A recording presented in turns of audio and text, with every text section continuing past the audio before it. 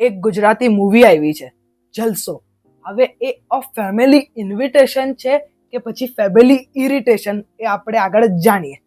તો સૌથી પહેલાં હું આના સ્ટોરીની વાત કરું તો હું સેમ અહીંયા એ જ પ્લે કરીશ જે મેં ટ્રેલરમાં કીધેલું. તો હમણાં એક ક્લિપ પ્લે કરું છું જે મેં ટ્રેલરમાં કીધેલું. તો આના સ્ટોરીની એકદમ શોર્ટમાં હું વાત કરું તો એક છે છોકરી અને એક છે છોકરો.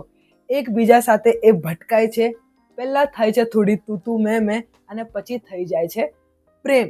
પણ હવે જે આ છોકરી છે એ જેટલી સીધી અને સાદી દેખાઈ રહી છે એ હકીકતમાં આટલી છે નહીં. તો હવે લગન કદાચ તૂટી પણ જાય એ છોકરા સાથે. તો હવે શું થશે? લગન તૂટશે કે બધું વ્યવસ્થિત થશે? તો એના માટે આ લોકોએ પોકાર લગાડી છે દ્વારકાધીશ પાસે. તો હવે દ્વારકાધીશ પાસે પોકાર લગાડી છે તો બધું સારું થવાનું જ છે. એટલે આપણે આટલું તો કહી શકીએ કે મૂવીમાં હેપી એન્ડિંગ તો 110% રહેવાનો જ છે. પણ કઈ રીતે શું એ આપણને મૂવીમાં જોવાનું રહેશે. તો આપણે આના સ્ટોરીની વાત કરીએ તો એમ ખબર પડે છે કે એ જે છોકરી છે એ ઓલરેડી એક છોકરા સાથે એનું લગ્ન થવાનું હતું પણ એ છોકરાને એ ના પાડી દીધી છે. તો હવે એ જે છોકરો છે એ આ છોકરી સાથે બદલો લેવા માંગે છે. એટલે પૂજા જોશી સાથે બદલો લેવા માંગે છે. તો હવે આખું શું થશે શું નહીં આપણને મૂવીમાં જોવાનું રહેશે. કે એ જે બતાડેલી છે કે જેટલી સાદી છે એટલી સાદી નથી.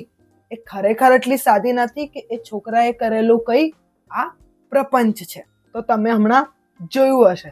તો હવે આપણે આગળ સ્ટોરીની વાત કરીએ તો હમણાં જે મેં ક્લિપ સંભળાવી એમાં જેટલી મેં સ્ટોરી એટલે ટ્રેલર રિવ્યૂમાં જેટલી મેં સ્ટોરી કીધેલી જે પ્રિડિક્ટ આપણે કરેલી એ 90 to 95% સેમ એવી જ હતી. તો હું ઓવરઓલ કહું તો આની જે સ્ટોરી હતી એ ઘણી એટલે ઘણી પ્રિડિક્ટેબલ હતી.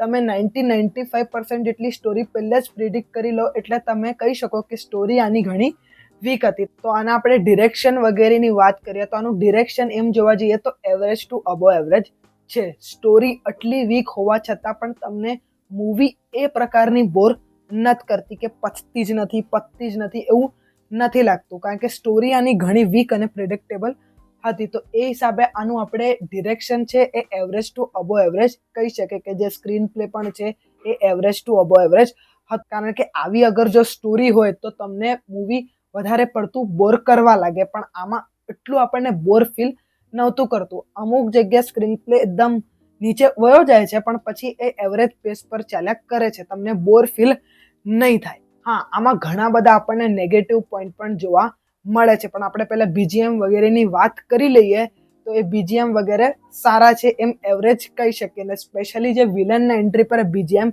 વાગે છે એ મને ગમ્યું હતું. સ્પેશિયલી જે વિલનના એન્ટ્રી પર બીજીએમ વાગે છે એ અને એક સ્પેશિયલી ગીત છે આમાં દિલના શહેરમાં તું આવે તો જલસો એ વાળું ગીત પણ મને ગમ્યું હતું. બાકી જેટલા ગીત છે એ એવરેજ જ છે.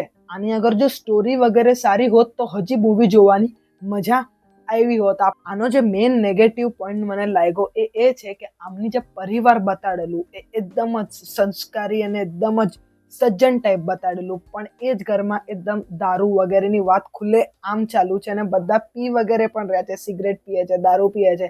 તો એ મને થોડુંક ક્યાંક ને ક્યાંક ખટક્યું કે તમે આટલા લેવલનો સંસ્કાર બતાડો છો અને આ લેવલના તમે દારૂ અને સિગરેટ બતાવો છો.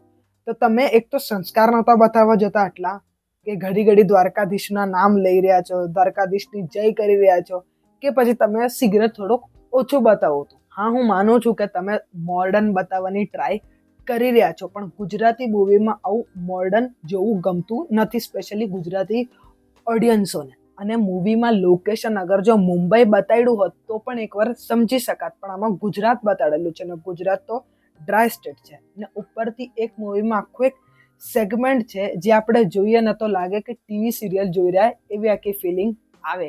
એ આખો 10-15 મિનિટ જેવો એક સેગમેન્ટ છે, 10-12 મિનિટ. એ સેમ ટુ સેમ આપણને લાગે કે કંઈ સાસ વહુની સિરિયલ જોતા હોય એવું એક ટીવી સિરિયલ જોતા એવું લાગે આપણને. ને કોમેડી વગેરેની પણ આપણે વાત કરીએ તો એવરેજ કોમેડી છે. આટલી તમને કોમેડી જોવા નહીં મળે આમાં અને જેટલી પણ છે હેમાંગ દવે કરેલી છે. એક્ટર્સ એક્ટિંગની પરફોર્મન્સની વાત કરો તો બધાની એક્ટિંગ જોરદાર છે.